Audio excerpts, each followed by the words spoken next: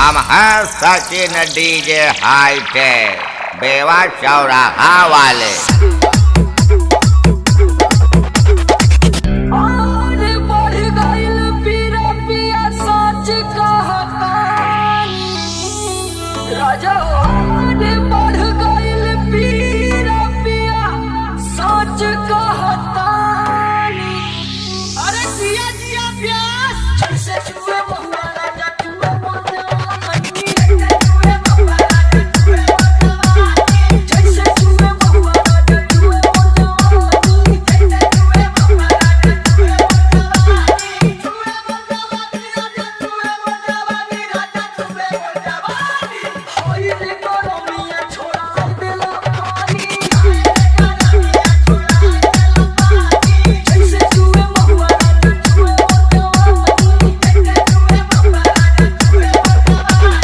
नाविद बाबू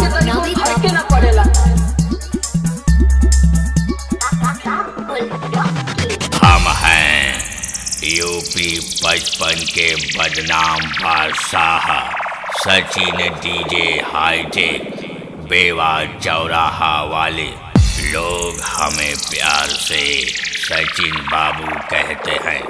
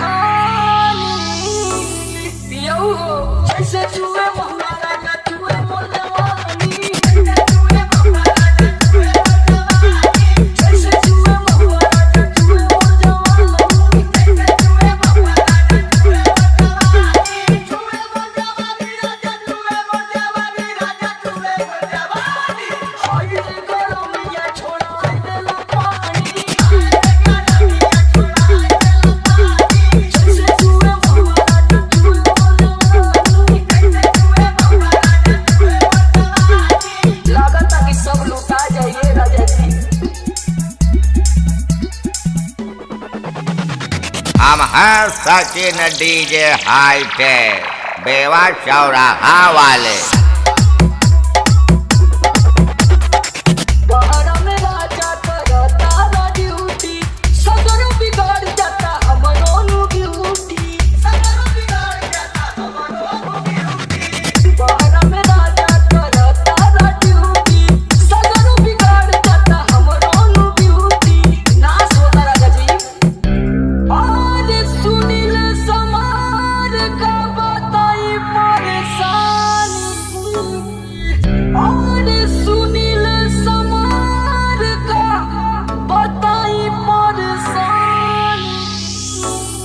बुझाते नहीं थे ऐसे चुए मोहना राजा चुए मोहना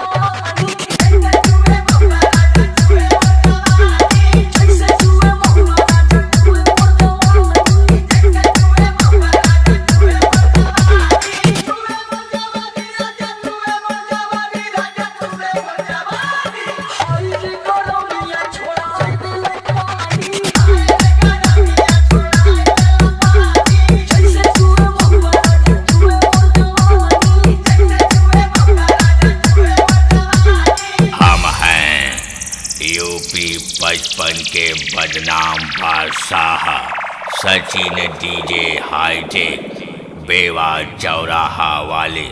लोग हमें प्यार से सचिन बाबू कहते हैं।